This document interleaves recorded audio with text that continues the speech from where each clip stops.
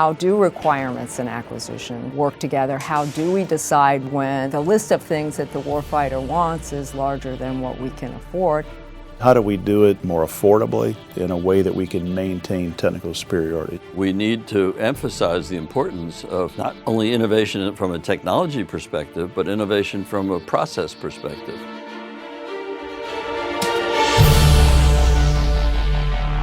The 12th Annual Acquisition Research Symposium brings together some of the top movers and shakers of the defense acquisition world. Among the attendees were representatives from universities, think tanks, institutes, Fortune 500 companies, and various levels of military and government agencies. Federal budget cuts are a hot-button issue here, with good reason. The Defense Department faces a good deal of scrutiny due to multiple cost overruns. Some projects excessively over budget and years behind schedule during a time of fiscal insecurity. Preparing future decision makers to solve these kinds of dilemmas is the focus of the Acquisition Research Program at NPS. We speak to its chair, retired Rear Admiral James Greene. The acquisition process is one of evolution, not revolution. As Secretary Kendall pointed out in his remarks, we don't need acquisition reform. What we need is a continued systematic evolution of that process. Most symposium or conferences you go to have a very large trade show component to it. This is not the case with our symposium. This is a meeting of the practitioners and the scholars in defense acquisition, and it provides them an opportunity to get together to talk about the direction of the department. With the great keynote speakers we had, Secretary Kendall and Secretary Stackley from the Navy really took the opportunity to let their workforce know what their challenges and issues were and what we might be thinking about to help them deal with those challenges. It's a great opportunity for our students and faculty here to meet the most senior ranking people in the Department of Defense that buy all our weapon systems for the department. That is a unique opportunity. The NPS students here, and they represent all services, are the acquisition workforce of the future. It was kind of funny. I was reading a couple articles about ship multi-option contracts, and at some point, Greene ship multi-option contracts. As a critical part of the research program, we have students do a capstone project, whether it's a thesis or an MBA project. So we provide an opportunity for them to use the resources of the acquisition research program to conduct travel, to conduct interviews, to have interviews transcribed, really to support their entire capstone research project for efforts dealing with acquisition research. So we have students going off to some of the systems commands, some of the contracting commands, some of the program offices, as well as back to DC to interview experts, to interview policymakers, to review contract files, to review program files, and basically collect data to support their research in the program. Hopefully that will satisfy at least a couple of requirements that will allow them to do a worthwhile capstone project in satisfaction of their graduation requirements, but then it also produces, we hope, a useful product for decision makers and policy makers going forward. Jatan and I are both contracting majors, so this program really helped out a lot with being able to do our thesis work, getting travel dollars and whatnot. So, and we're both going to contract and billets after this. So. Without this experience, we would have gone there knowing nothing. We're both pretty confident we're going to know what we do when we get there, even though it's going to be a lot of on-the-job training. Seeing the whole picture of where the program starts from the end users to how it gets built up and then how it gets delivered to the end user, it's really interesting. And we learned a lot. The school has a really wealth of knowledge in terms of professors, teaching us, giving us the right guidelines so we can succeed in our career. The type of project that is most impactful is when students from different curricula partner on a topic of interest. So for example, if we have a student from the program management curriculum pairing with a student from the financial management curriculum, along with a student from the contract management curriculum, they're able to attack a research problem from different perspectives and using the skills that they have obtained from their courses. We're going to assess the offshore patrol cutter for the United States Coast Guard. Specifically, we're going to look at lessons learned from other cutter studies that we've had, the National Security Cutter and the fast response cutter, and take those lessons learned and analyze how those impacted the acquisition strategy for the offshore patrol cutter and how they contribute to the overall affordability of that program. The symposium is a great opportunity for us students here at NPS to get some of the industry leaders and some academic leaders to talk about acquisitions and kind of give us a little bit broader picture of our trade. And it's been really interesting to see the different methodologies across the board in program management and acquisition policy making. But this is a great opportunity. There's a lot of symposium panels that have been happening, and it's a great opportunity for us students to come here and learn some real application of some of those trade items. Being able to talk to a lot of Navy personnel and Marines and Air Force from different services, getting joint perspective on things. I've learned a lot about the importance of communication. We have a lot of processes in place, we have organizations in place, but it's important to communicate to facilitate these processes. So just getting to communicate with different organizations, getting to listen to professors who've been out there doing these types of research was extremely helpful to me, and just getting exposure to a lot of the different tools that are used in the systems engineering program was very helpful as well. Critical thinking skills is the core of what we do here in any of our curricula here at NPS. The amount of research that we've done over the last 14 or 15 years of the acquisition research program has really provided a knowledge base for our policymakers to look at so that they would have something to go to rather than just a hint that something might work or not work, and to put some meat on the bone so they don't make some of the same mistakes that have been made in the past. In our acquisition research program, we are able to capture that knowledge. We are able to impart that knowledge to our students who will be the workforce of the future, and it'll be up to them to continue to evolve the acquisition process so that we get the most bang for the buck and make the best use of our taxpayers' money. When we return, leaders in defense acquisition shared their insight. Acquisition is so complex that it's similar to almost medicine and law.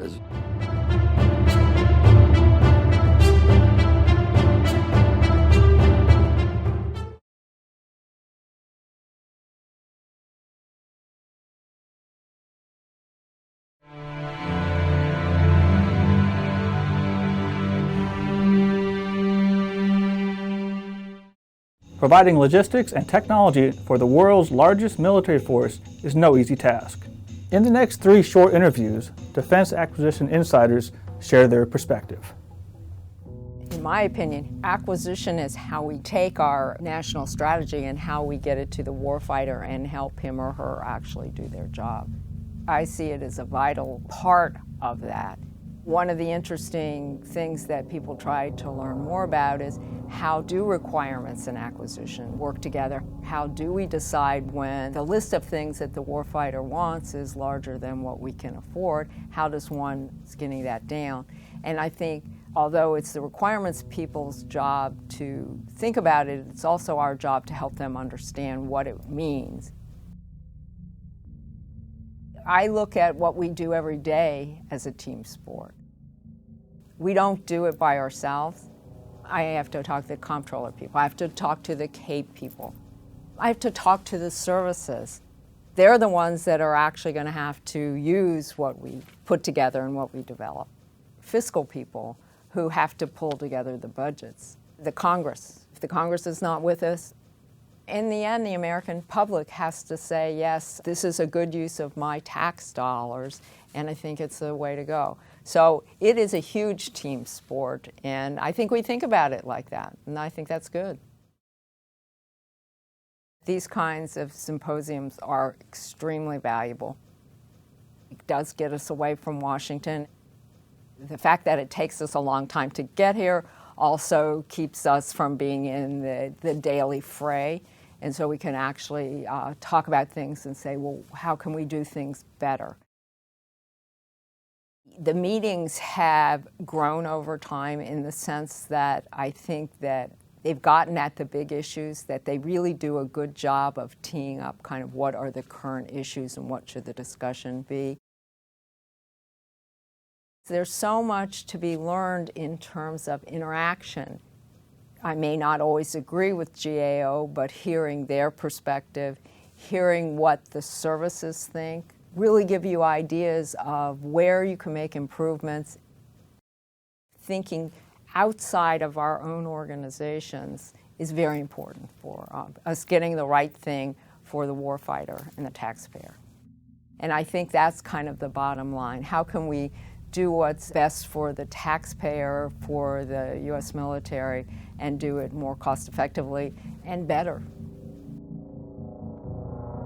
This symposium is a demonstration of the research that's being funded by the Naval Postgraduate School.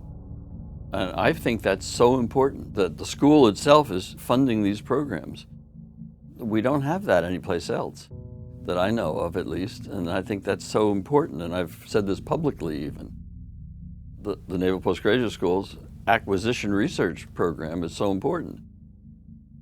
Acquisition is so complex that it's similar to almost medicine and law. You're trying to understand incentives for industry, you're trying to understand how the government works, you're trying to understand what's the next technology coming along, you're trying to understand where the rest of the world is going and how things are evolving. And certainly if our way of doing business involves the budgeting process, the technology process, the leadership process, all these are all compounding the complexity of acquisition. What you need to do is to be efficient and effective. Those are the most obvious things. And right now, we're not necessarily being as efficient and effective as we can be. And some of that is because of the regulations and requirements that are based upon historic arguments. The people who write these rules aren't necessarily totally familiar with the benefits of profit, for example.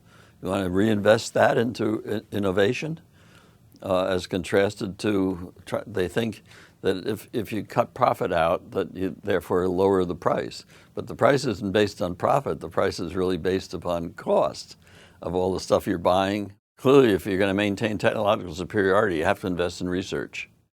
And you have to be innovative. You have to think about what's different. And certainly for asymmetric scenarios, you have to think about something different.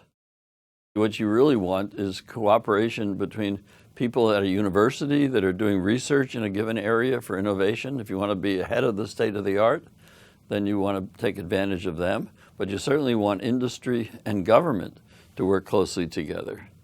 One of the challenges right now is that the world is globalized. When we go into any kind of a conflict in the future, we're going to be dependent on our allies to work with us. So we need interoperability with them. We need to be able to discuss things with them. And it's not just our own industry, but it's global. And it's our own government, and it's global. So you need to work with other countries who have, in many cases, more advanced stuff than we do. And they may be even controlling it less than we are. That's one of the problems. Our export control provisions are preventing us from working closely with our allies. And that's a shame. They could be sitting next to us on the battlefield. We got to be able to talk to them. The acquisition system really isn't broken. We have the most capable warfighting systems delivered to the fleet in the world. So the acquisition system is producing pretty well. The question is, how do we do it more affordably? And then how do we do it in a way that we can maintain technical superiority? Policy comes out quite often, and a lot of times it is unsupported or lacks the support of research data to inform it. And on the back end of that, it's what we need is research to really look at, well, how well did that policy work? There are very few institutions in the United States that do research, underscore research, not just studies and information and anecdotes, but scholarly research on acquisition, defense acquisition topics, spanning from engineering to financial management to logistics to support systems for the military and the like. And I think NPS has got a big role in that. It's got a lot of faculty members, industry participants, government officials, and and other acquisition people all at once, coming together, really focused on, again, researching and providing insights into the research that's already been done by both students and other individuals around the country that are participating in this. We are not without challenges and issues that we need people to help solve. So to the extent that NPS can assign some research topics to those, it's only going to help us. Acquisition has to be in the DNA, of the individuals that are in this business. It's not a pickup game. It's a very complex, system that we operate in. The Defense Department spends somewhere north of $500 billion a year. That's a lot of taxpayer money. We need some of the best and brightest studying these topics to just keep the acquisition system improving every year. It's very difficult, to really work in a complex system and then produce systems that are complex. And so it really requires very intentional men and women who are all about understanding the acquisition components early in their career, building upon that as they go through their career, including the work and the research that's done here at NPS. Challenges going forward: affordable solutions to the warfighter, underscore affordability, and then maintaining and keeping the ability for the defense military industrial complex to produce technical superiority. So technical superiority, affordability. You got to do both of those all at once at the same time in an environment where certainly under, I think the best scenario is going to be, flat budgets. And in an environment where the systems are getting more complex, more netted together. I think that's the biggest challenge for this generation of acquisition professionals. After the break, we learn more about better buying power and how this plan aids defense spending and programs.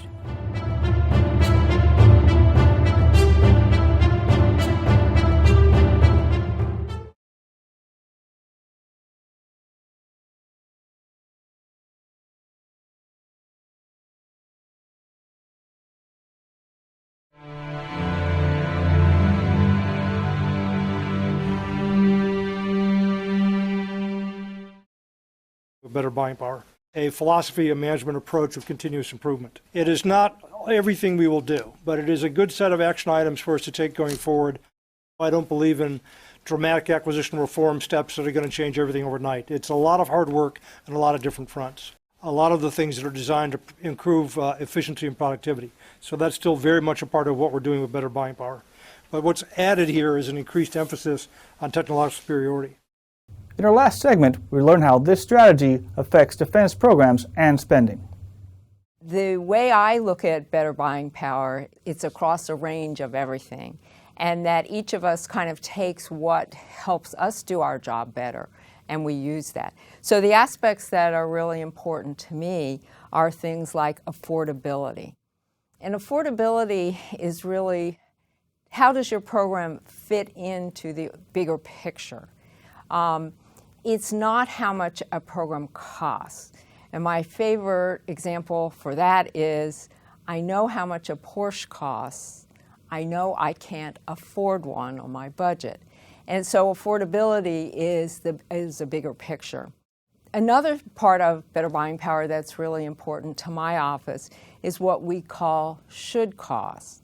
The idea of when you bring in the cost estimators, they'll tell you what something will cost. But all of us have gone into a store and picked up something that we wanted to buy and go look at the price tag and go, oh my goodness, I think I could get that for cheaper. By different ways, it depends on what we're looking at. And that's kind of what should cost is. Let the independent cost estimators do their job, but then let's think about how we could do it more cost effectively or cheaper. Another aspect that I'm very involved in is reducing bureaucracy. Mr. Kendall's favored bad guy is bureaucracy. And a lot of what we do with programs is help them get through the process. But the process can be made less onerous. And this is kind of a constant battle that we're working on. One of the things that we've done is we've developed something called the ECT, or Electronic Coordination Tool. And it helps us with big documents. Right now we're using it for acquisition strategies to keep to a schedule We have lots of people that look at an acquisition strategy. It looks across a lot of aspects of a program. And we give the action officers 10 days, and then we give the senior folks 4 days. And at that point, you're done, we move on. I think that helps the programs. They know there's a time defined how long the process can be. It's not perfect yet. We're still working on getting it through the very senior folks. But looking at bureaucracy and trying to beat it down is something that's important to me in my office. The other thing we have that helps fight bureaucracy is what I, as a statistician, like is statistics. If we're now keeping statistics on how long things take in many aspects of the bureaucracy, if we can look at those and ask ourselves, well, why is it taking that long? How could I do it faster? How could I do it better? That's an aspect that we're looking at. And then the last thing is just thinking. If you look at Better Buying Power 2.0, one of the things that Mr. Kendall says in there is think. And people ought to look at something, and if it seems wrong or if they can think of a better way to do it, they ought to speak up. And so that's my favorite aspect of Better Buying Power, is telling us to think.